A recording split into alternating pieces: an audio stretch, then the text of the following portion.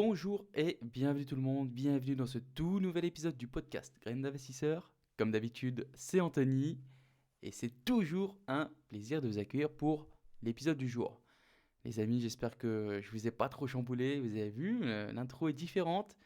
Et où est la musique, Anthony? Où est l'intro? J'ai décidé de changer, tout simplement. Non, j'ai eu quelques remarques sur Instagram pour me dire que l'intro était peut-être un petit peu trop longue. Et c'est vrai que la dernière fois, j'ai réécouté un de mes épisodes, notamment c'était l'épisode avec Olivier, le diagnostiqueur. Et c'est vrai que ça m'a saoulé. Le début, il y avait combien? Je sais pas, 30 secondes au moins. J'ai pas le temps. Du coup, j'ai zappé. Et vous avez été quand même quelques-uns à me dire: Ah, Anthony, ton intro, un petit peu trop longue, etc. Et bah, action-réaction, les amis. Je vous fais écouter le nouveau jingle tout de suite.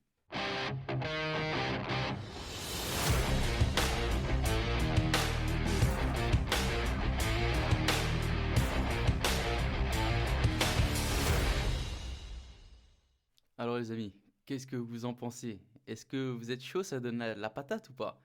Franchement, le petit effet un peu rock là, ça me botte bien, tu vois, en ce moment. Donc allez, ça sera le jingle pendant une bonne partie, je pense, des prochains épisodes de podcast. J'espère que ça vous plaira aussi. Et on va commencer tout de suite par l'épisode du jour. Alors les amis, aujourd'hui, alors, je vous fais vite fait un petit retour quand même info perso. Les amis, si vous voulez avoir vraiment des news, en ce moment, je mets quand même pas mal sur Insta. J'étais de retour dans le Nord la semaine dernière, vendredi, samedi, dimanche. Et alors, laisse tomber, c'était un calvaire. Je devais rentrer parce que je devais faire des visites pour faire visiter des futurs locataires. Du coup, c'est tout bon. Ça, c'est réglé. J'ai trouvé des locataires en or.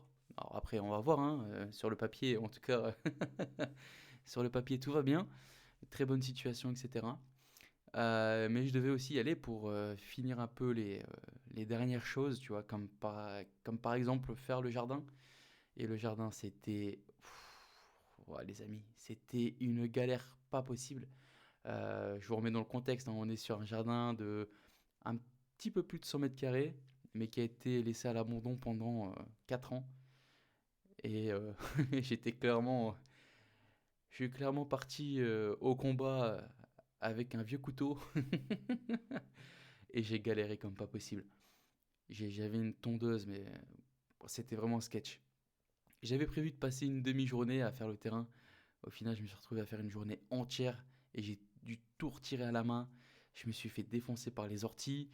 À un moment, je prends une canette, j'ouvre la canette, je la pose sur un rebord de fenêtre.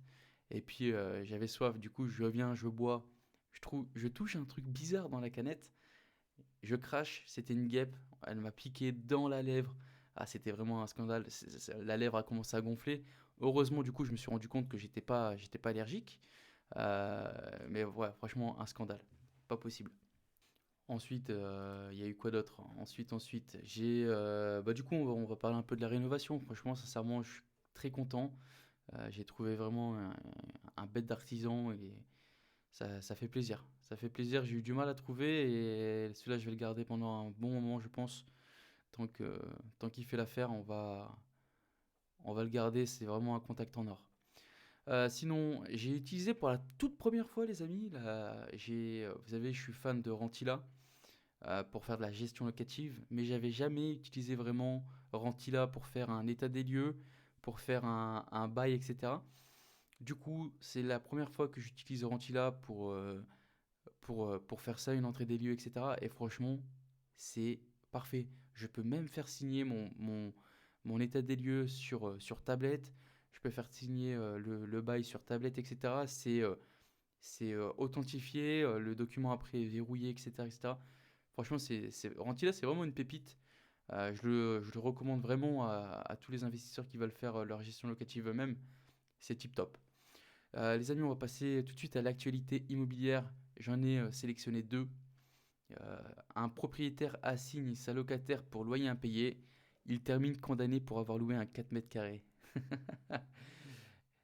Je l'ai mis parce que franchement, C'est quand même dingue. 4 mètres carrés, c'est quand... Je sais même pas ça ressemble à quoi, c'est un petit toilette quoi. Enfin, c'est un grand toilette, on va dire. Non, franchement, c'est vraiment abusé. Alors, je vous lis l'info. Le tribunal judiciaire de Paris a condamné un propriétaire qui louait un local de 4,24 mètres carrés. La surface habitable doit être au moins de 9 mètres carrés pour un logement. La locataire a bien été condamnée à payer au bailleur la somme des 10 800 euros pour non-paiement du loyer du 1er décembre 2020 à la date de jugement, à savoir en mai 2022. En effet, l'indemnisation d'un trouble de jouissance ne dispensant pas réciproquement le locataire à son obligation de payer le loyer, rappelle le tribunal. Mais par contre, la chambre meublée avait une surface au sol de 6,89 m² et d'une surface habitable de 4,24 m². Pour rappel, un logement décent doit mesurer au minimum 9 m². Le tribunal a donc estimé que ce manquement du bailleur entraîne pour le locataire un trouble de jouissance qui justifie de l'indemniser à compter du 1er mai 2017 et jusqu'au mois de mai 2022, date du jugement, à hauteur de 177 euros par mois, soit une somme globale de 10 800 euros. Donc concrètement, elle a payé, mais elle a récupéré son argent. En gros, elle a été logée gratuitement. Euh, je trouve ça vraiment léger quand même, comme sanction pour louer un 4 mètres carrés. En gros, tu rembourses les loyers. Bon, soit. C'est la loi française qui a jugé, la justice française, pardon, qui a jugé. On va dans son sens. Deuxième actualité, je l'ai mis parce que celle-là, elle évoque quand même quelque chose de spécial. Crédit immobilier, l'apport moyen atteint un nouveau record historique à 67 273 euros. Un apport personnel toujours plus élevé, des taux d'usure trop faibles qui empêchent de plus en plus de ménages à avoir accès au crédit, cela se complique encore plus pour décrocher son emprunt immobilier. C'est ce que montrent les chiffres du courtier Finance Conseil que vous dévoile ce matin en exclusivité BFM Business. Aujourd'hui, 16% des demandes de crédit n'aboutissent plus. Pour que les dossiers passent, la seule option est d'emprunter moins et donc de mettre un apport de plus en plus conséquent dans les projets. Au deuxième trimestre, l'apport moyen atteint un record historique de 67 273 euros à l'échelle nationale, soit une hausse de près de 30% par rapport au début de l'année. C'est quand même dingue, 67 000, même moi, tu vois, mettre un apport, j'ai jamais mis un apport aussi conséquent. 67 000, c'est énorme. C'est énorme. Je sais pas qui met cet apport. Et les amis, il faut surtout se dire que c'est un apport moyen, hein. Donc il y a des gens qui mettent beaucoup plus, il y a des gens qui mettent moins. Par exemple, moi qui emprunte à zéro, je suis compté dans les stats. Donc il y a quelqu'un qui met beaucoup plus pour moi, tu vois. Donc je suis quand même choqué. 67 000, ça me paraît vraiment énorme. Bon, c'est tout bon pour l'actualité de la semaine. On passe tout de suite aux questions de la semaine. J'en ai sélectionné une. Salut Anthony, j'ai un souci dans un appartement. J'aimerais avoir ton avis s'il te plaît. Un couple de locataires s'est séparé et la femme veut être retirée du bail. Entre-temps, le loyer n'avait pas été payé pendant que j'étais en vacances. À mon retour, je leur propose un rendez-vous pour faire le point. Elle m'annonce que son compagnon est incarcéré ou assigné à résidence chez sa mère et que la porte d'entrée ainsi que la télévision sont cassées et que je peux déjà garder toute la caution. Je n'ai pas vu l'état de l'appartement, mais je doute que la caution de 800 euros ne suffira pas. Comment gérer cette situation? J'ai deux garants qui sont les parents de ce couple. Puis-je leur réclamer la différence? Je passe sur le fait qu'ils ne m'ont pas fait leur préavis d'un mois et que le loyer de ce mois-ci n'est pas réglé. Je te remercie d'avance. Alors, franchement, situation très complexe. Moi, je pense que déjà pour l'état des lieux de sortie, va pas solo. Je pense que là, tu devrais te faire accompagner par un huissier pour pouvoir déjà demander beaucoup plus que la caution. Et un constat d'huissier vaudra mieux que ton constat personnel, je pense. Après, sincèrement, quoi faire? Euh, Déjà, je comprends pas comment elle fait comment elle veut être retirée du bail en sachant que son mec est incarcéré. Donc automatiquement, il peut plus louer l'appartement. Bref, franchement, c'est une situation vraiment trop complexe. Je te conseille d'aller voir un huissier pour voir ce que tu peux faire. Ouais, je pense que c'est le mieux à faire. Je vais pas te donner de mauvais bail parce que j'ai jamais eu cette. Et puis c'est vraiment une situation très spécifique. Et pour le coup, je vais passer mon tour pour pas dire de la merde. Bon, est-ce que vous êtes chaud pour l'épisode du jour? Et je vais mettre un titre, tu vois. Je pense que je vais mettre un titre un peu racoleur. Les 7 étapes de l'indépendance financière. Et là, tu vas me dire, ah, mon Tony, arrête, qu'est-ce que tu me fais, etc. Mais non, je suis sûr que tu vas apprendre quelque chose avec cet épisode. Et tu vas voir, c'est pas réellement ce que tu crois. Reste jusqu'à la fin et tu vas découvrir plein de choses, les secrets pour devenir riche. Alors, dans l'indépendance financière, euh, moi je pense que l'indépendance financière, déjà, c'est pour de nombreuses personnes, on va avoir une définition totalement différente. Je pense qu'on ne peut pas se mettre d'accord sur une seule et même définition sur laquelle tout le monde va s'entendre parce que elle est différente pour chacun. On peut peut-être considérer que l'indépendance financière, c'est comme une ligne d'arrivée, mais soit tu franchis la ligne d'arrivée, soit tu es toujours dans la course. Moi, je pense que l'indépendance financière est quand même plus nuancée. Et je pense qu'on est capable de décomposer cet objectif final, cet objectif majeur, qui est l'indépendance financière, en une série d'étapes beaucoup plus petites. Et quelle que soit ta définition personnelle, je pense que tu vas être d'accord avec moi, mais on peut affirmer que l'indépendance financière, on peut la séparer à peu près en 7 étapes. Je vais tout de suite t'énoncer l'étape 0. L'étape 0, c'est la dépendance financière totale. Sache que c'est par là où tout commence. On a tous commencé par là. Euh, à un moment donné, même les millionnaires les plus prospères, les riches, étaient à ce stade. Sans moyens, ils gagnaient pas d'argent, etc. En gros, on était dépendants de nos parents pour subvenir à nos besoins quand on était jeune. On a également cette phase de dépendance si on dépense plus que ce qu'on gagne. Euh, en gros, concrètement, hein, tu vas le savoir si tu es ici. C'est par exemple lorsque tu es obligé de contracter un prêt, et malheureusement ça se fait encore en 2022, quand tu es obligé de contracter un prêt conso par exemple pour payer tes factures, t'empruntes de l'argent à ta famille ou à des amis pour t'en sortir, etc. Et quoi qu'il en soit, ça suggère en gros que tu as une dépendance à l'égard de quelque chose ou de quelqu'un pour couvrir tes dépenses mensuelles que tu ne peux tout simplement pas payer. Voilà. Si tu te reconnais dans cette définition, tu es à l'étape 0 de la roadmap vers l'indépendance financière. C'est la dépendance financière totale. Ensuite, on a l'étape 1. L'étape 1, c'est ce que je définis comme la solvabilité financière. C'est-à-dire que à ce moment-là, tu es capable de vivre seul et de payer toutes tes factures à temps, sans personne, sans prêt. La solvabilité, c'est la première étape de cette phase de road to indépendance financière. Et à ce stade, en gros, tu es en mesure de respecter tous tes engagements financiers. Tu es capable de payer toutes tes factures. Et tu n'as besoin de personne ni de quoi que ce soit pour couvrir tes dépenses mensuellement. Si tu as peut-être encore des prêts, par exemple, tu as fait un prêt conso, tu as fait un prêt pour une voiture, etc. Mais tu es quand même dans cette étape, si voilà, tu as encore des prêts, mais tu ne rajoutes rien. T'en rajoutes pas de nouveau.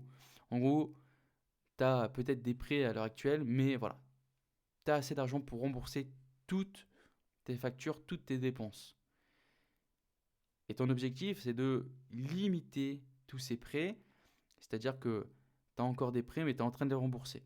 Le plus important dans cette étape, c'est que tu es capable d'effectuer tous tes paiements chaque mois sans problème. Tu es peut-être étudiant. Si tu es étudiant, j'ai pensé à toi, t'inquiète pas. La première étape vers la solvabilité financière, ça va être d'obtenir un emploi. Cet emploi qui va te permettre de gagner suffisamment d'argent pour ne plus dépendre de tes parents pour tes besoins essentiels. Le logement, les repas, etc., etc. Maintenant, si tu es déjà salarié et étudiant, bah, ça va être peut-être d'atteindre la solvabilité financière en essayant d'obtenir un emploi qui va être mieux rémunéré, ou ça va être par exemple de doubler tes flux financiers entrants, ou de réduire tes dépenses tout simplement. Donc ça va être l'étape 1. On va passer tout de suite à l'étape 2. Donc je vous rappelle, on est sur l'étape 0, dépendance financière totale, solvabilité financière. Et là, sur l'étape 2, on est sur de la stabilité financière.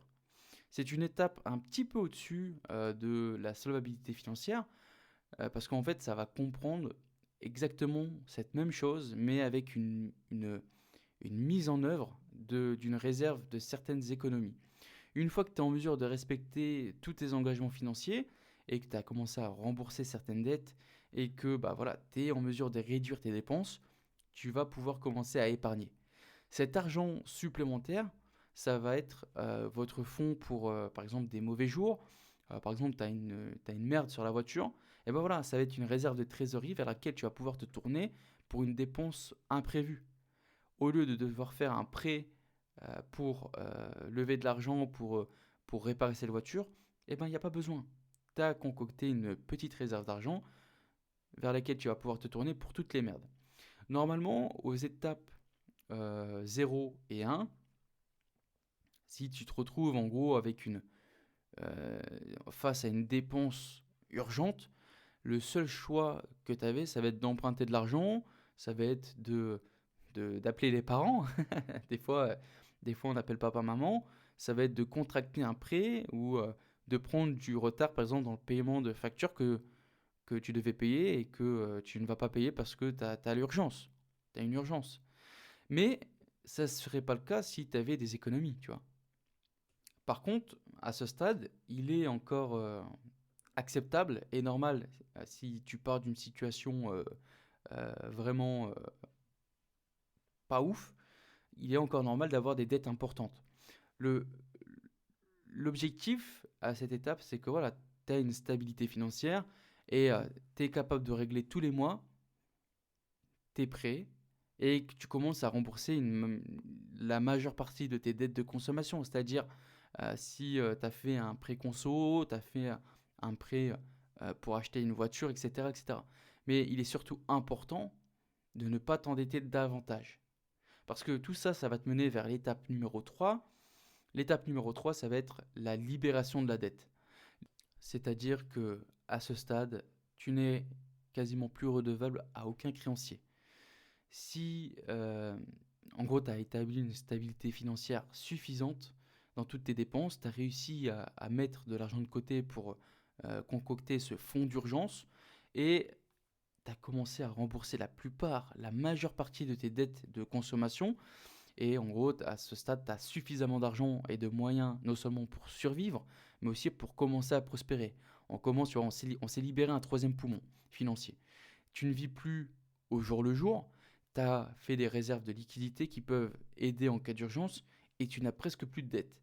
C'est à ce moment-là que la valeur de l'argent n'est plus qu'un simple filet de sécurité, mais c'est maintenant, ça devient réellement un outil qui est là pour vous aider à créer une vie meilleure et plus confortable. C'est-à-dire que à partir de cette étape 3, tu peux commencer à utiliser ton argent à des fins d'investissement. Je pense que l'étape 3, c'est vraiment la base. C'est la base pour commencer à investir. C'est-à-dire que si tu es dans les étapes 0, 1, 2, bah malheureusement, c'est des étapes qui sont nécessaires. Tu es obligé de passer par ces étapes. Mais pour commencer réellement à investir, tu as besoin d'être dans l'étape 3. Ne plus avoir de dette. Je pense que tu as besoin d'une situation saine pour commencer quelque chose de sain et que si jamais t'es pas capable de mettre de l'argent de côté, tu vois, c'est comme, je vais vite faire un petit parallèle, mais moi je connais des gens qui ont commencé à investir sans fonds de sécurité, euh, bah, ils se sont vite cassé la gueule. Malheureusement, le hasard s'est retourné contre eux, mais le mec a investi sans avoir, je crois qu'il devait avoir genre 500 balles de côté, et sa chaudière est tombée en panne. Il a dû changer sa chaudière. Comment il a fait? Bah, il a fait un prêt Sofinco. Il a, il a levé 5000 balles à Sofaco et ça l'a mis dedans, tu vois. il s'est mis la corde autour de son cou parce qu'il n'a pas commencé sur des bases saines, tout simplement. Donc moi, je pense concrètement que l'étape 3, ça va être vraiment l'étape de base. À partir de là, on va commencer à construire notre pyramide. On va tout de suite passer à l'étape 4. L'étape 4, du coup, c'est la sécurité financière. Si une urgence devait se produire, on dispose d'un revenu de placement suffisant pour survivre. Cette étape va mettre en évidence en gros la valeur d'un bon investissement. Si tu as systématiquement économisé de l'argent quelque part entre les étapes 2 et 4, tu as investi une partie de cet argent dans des fonds d'investissement qui sont intéressants. Ça peut être l'immobilier, ça peut être la bourse, ça peut être plein de choses. Ces fonds, ces investissements, ils peuvent générer des rendements à court, moyen et long terme. Par exemple, imaginons, tu l'as mis peut-être sur une assurance vie, tu t'es dit, allez, il me faut quand même quelque chose comment dire, percutant, et donc tu ne l'as pas mis sur un feu euro, tu peux peut-être choper du 4-5%, tu vois, en étant, entre guillemets, je mets bien des guillemets, safe. Mais voilà, tu vas commencer, c'est à ce moment-là, en gros, que tu vas commencer à profiter des avantages de ces investissements. Ou si jamais tu as investi en immobilier et que tu as fait un investissement rentable et que tu as levé 100 000 euros de dette et derrière, tu arrives à avoir une renta assez propre et en cash flow positif tous les mois de 200 balles, par exemple, bah voilà, tu vis avec ces 200 balles, tu vois, ça te donne un petit du beurre dans les épinards, ces trucs-là, tu vas également les investir, etc., etc. Maintenant, si ton revenu de placement est suffisant pour couvrir tes principales dépenses de base, par exemple le logement, la nourriture, toutes les taxes, le transport, etc., c'est à ce moment-là que tu as atteint le stade de la sécurité financière. Maintenant, je vais quand même mettre un haut là.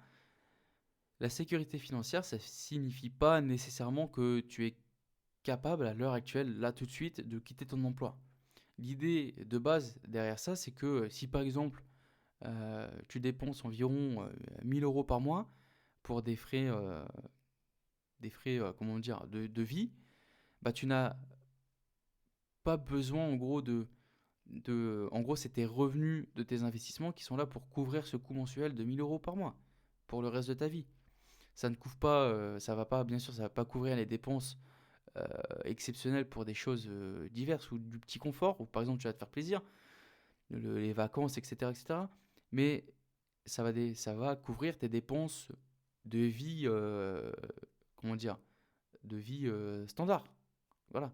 Et par contre, pour les petits à côté, on va se faire plaisir, les petits restos, etc., etc., eh ben, tu as toujours besoin de tes revenus salariés. L'étape 4, on est sur de la sécurité financière, c'est-à-dire que voilà, tu as commencé à mettre un système en place pour subvenir à tes besoins propres, pas tous tes petits plaisirs, par exemple. On va aller vers l'étape 5, et là, on va commencer à parler d'indépendance financière, c'est-à-dire que l'étape 5, tes revenus de placement suffisent à couvrir toutes tes dépenses courantes. Entre les étapes 4, qui est la sécurité financière, et l'étape 5, l'indépendance financière, on continue à gagner plus d'argent, t'épargnes plus, mais tu investis aussi davantage. Et à un moment donné, en fait, ces revenus de placement, ils vont être suffisants et plus, euh, plus que suffisants pour couvrir ton style de vie actuel. Ça signifie en gros qu'à ce niveau de revenus de placement, c'est suffisant pour payer toutes tes dépenses et toutes les dépenses diverses. Et ce, pour le reste de ta vie. C'est-à-dire que là, tu vas peut-être opter pour arrêter ton boulot et tu vas te dire, ok, moi j'ai toujours voulu faire un tour du monde, c'était mon rêve. Et ben voilà, let's go. Ton rêve, c'est ça. Demain, tu sais que tu quittes ton travail, tu as quand même un revenu, des flux financiers qui vont quand même rentrer sur ton compte. Et ben fais-le. Let's go. Va faire ton tour du monde. Et par contre, je vous vois venir, les amis. Vous allez peut-être me dire, ouais, mais écoute, Anthony, ok, mais à combien? À combien j'arrête de bosser? Eh ben en fait, c'est un gros souci. C'est pour ça que je vous dis qu'on n'a pas tous la même définition d'indépendance financière. Mais concrètement, il n'y a pas de montant fixe ou précis qui va vous permettre de savoir si vous avez atteint l'indépendance financière. Parce qu'en fait, les modes de vie, ils vont varier. Un homme simple, par exemple, va dire, ok, ben moi j'ai peut-être besoin de 2000 euros par mois et ça va me suffire amplement pour couvrir tout ce que j'ai besoin. Et puis, tu as une autre personne qui va se dire, ok, moi, il me faut 5 000 ou 8 000 par mois, tu vois, pour couvrir ses besoins de base, ses vacances occasionnelles, etc., etc. Donc, j'ai pas réellement de réponse à t'apporter. Ce qui va nous mener à l'étape 6. L'étape 6, on est sur de la liberté financière. Écoute la petite subtilité. Étape 5, indépendance financière. Étape 6, liberté financière. Concrètement, euh, tu as suffisamment de revenus de placement, tu as suffisamment investi, et maintenant tous ces revenus, ils sont vraiment excédentaires pour t'offrir des choses incroyables, une vie de pacha, une vie comme jamais tu te l'es imaginé, concrètement. C'est la définition de la vie de rêve, tu vois le truc. C'est pour moi la dernière étape. Tu vas te dire, ok Anthony, mais attends, tout à l'heure tu m'as parlé des 7 étapes. Et tu vas voir, je t'ai quand même gardé la septième. C'est un peu du hors catégorie, c'est vraiment pour le kiff. Mais pour moi, c'est vraiment la liberté financière. On est sur la dernière étape. C'est l'étape où, en gros, tu en as assez pour tout ton style de vie, à la fois de base, à la fois du confort et de toutes les expériences. Tu en as suffisamment, en gros, tu as suffisamment de revenus passifs que tu peux utiliser pour maintenant investir sereinement dans encore plus d'affaires, pour acheter plus d'immobilier. Tu vas pouvoir à ce stade faire des dons à des organismes de bienfaisance, ou même si tu es chaud d'en créer un, tu vois.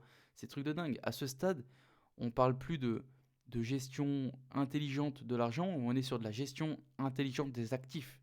C'est-à-dire que voilà, là, tu es au summum.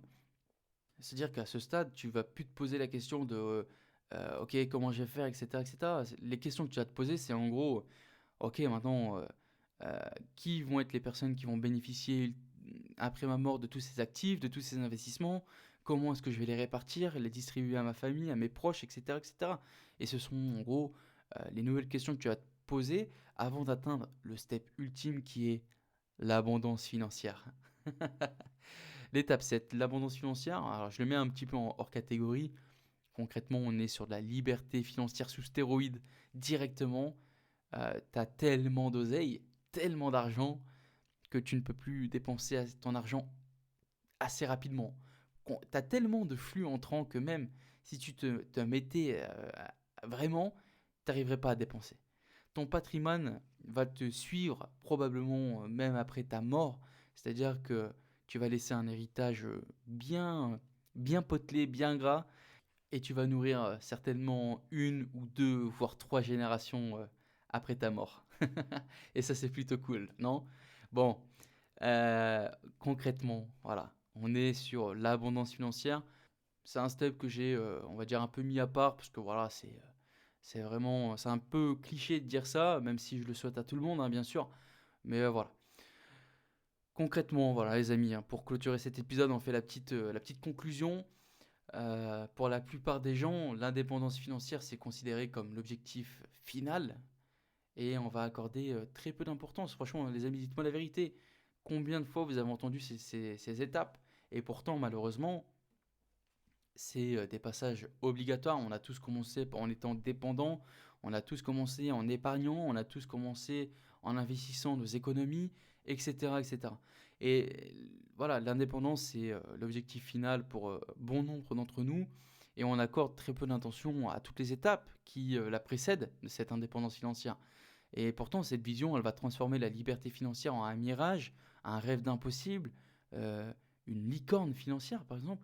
Et il y a beaucoup d'entre nous qui ils vont tout simplement finir quelque part entre les étapes 2 et 3, voire 4, et ils vont jamais essayer, ils vont jamais réussir à dépasser ces étapes. Mais si on considère que l'indépendance financière, c'est un processus, l'objectif va devenir quand même beaucoup plus réalisable et réaliste surtout, et ça va rendre le voyage aussi moins difficile, moins frustrant, et comme ça, tu n'es pas obligé de rester coincé à l'étape 1, par exemple. Si tu es coincé à l'étape 1, qui, je te fais un petit rappel, qui est la solvabilité financière, c'est-à-dire que tu arrives seulement à rembourser toutes tes dettes tous les mois, voilà, c'est pas l'objectif. Faut pas rester coincé à l'étape 1.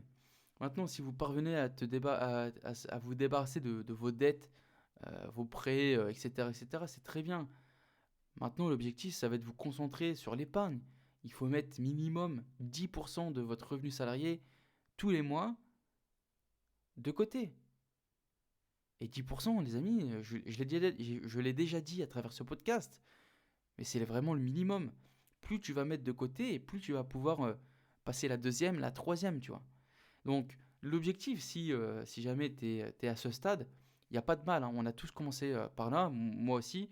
Mais voilà, fixe-toi un objectif d'ici l'année prochaine de commencer à rembourser tous tes prêts, de travailler plus dur, de faire le nécessaire et faire que chaque action, aussi petite soit-elle, va devenir un point de passage crucial vers, l'extrémité qui est l'indépendance financière. Et ces étapes d'indépendance financière, elles vont conduire également à un élément qui est fondamental et essentiel, c'est de faire des investissements. Parce que pour passer des étapes 4 à 6, le travail est nécessaire, bien sûr, le revenu de votre travail est nécessaire, mais par contre, ça va passer au second plan. C'est-à-dire que, ok, tu vas travailler, mais c'est plus ton objectif principal. Ton objectif principal, c'est je travaille pour pouvoir investir. Parce que si tu ne comptes que sur ton chèque de salaire, sur ton virement, sur ta paye, pour couvrir toutes tes dépenses de base, à un moment, tu vas porter attention vraiment sur le salaire et tu vas pas mettre en place le nécessaire pour porter l'attention vraiment sur la constitution et la gestion de tes placements. Chaque centime épargné, chaque dette ou prêt qui sont réglés sont des étapes qui vont te rapprocher de tes objectifs extrêmes, qui est l'indépendance financière. Et vous savez, sincèrement, je souhaite à tout le monde, hein, mais pour la plupart des gens, il n'y a aucun moyen de sauter ces étapes. Si tu sautes les étapes 2, 3, 4, tu n'arriveras pas à cette étape 6 qui est la liberté financière. Alors bien sûr, vous allez me dire, Anthony, il y a quand même une certaine chance. Je peux jouer à l'euro million et péter le jackpot. Ouais, mais bon. Sincèrement, j'ai pas envie de parier avec toi sur le. Et je te le souhaite, hein, c'est pareil, hein. Je te le souhaite, hein, de gagner à l'euro million, mais tu risques d'attendre très longtemps. Et ça serait vraiment un coup de chance. Et je te le souhaite, hein, mais je pense que tu as beaucoup plus de chances de devenir un millionnaire en suivant ces étapes que de jouer tout au long de ta vie à l'euro million. Voilà.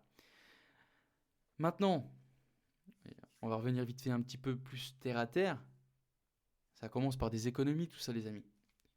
À quand on remonte maintenant les choses ont fait. Internet a rendu les choses tellement plus simples. Ça remonte à quand la dernière fois que tu as comparé tes assurances voiture. Ça remonte à quand la dernière fois que tu as comparé tes forfaits téléphoniques. Internet, l'assurance habitation, tout ça. Il y a de fortes chances pour que tu puisses, grâce à ça, économiser déjà une centaine d'euros par mois. Maintenant. Donc, les amis, prenez votre courage à deux mains. Vous allez sur, je ne sais plus comment ça s'appelle, lesfurets.com ou le Lynx pour pas faire de, de partenariat caché. Je vous rassure, hein, ils ne sponsorisent pas l'épisode. Mais voilà, commencez tout de suite. Trouvez le moyen d'épargner, de rembourser vos dettes le plus rapidement possible pour passer à cette étape 3, la libération de la dette. Que vous n'ayez plus aucun créancier et que vous commenciez à investir.